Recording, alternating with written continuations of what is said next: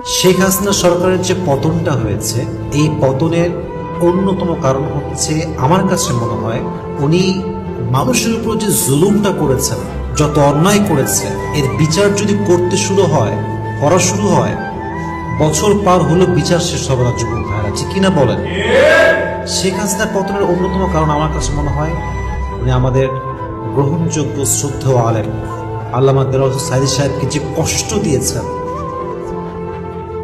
যে জুলুম করেছেন, মিথ্যা মামলা দিয়ে, মিথ্যা অপবাদ দিয়ে, রাজাকারের ট্যাগ লাগিয়ে, যদি এটার বিচার এই দেশে করা হয়, মানুষ ওনাকে পাইলে, মানে যদি পায়, কোন রকম জনগণ মানুষ ওনাকে পায়, টুকরা টুকরা করে ফেলে মানুষ বিচার ছাড়া। ঠিক কিনা বলেন যুবক ভাই?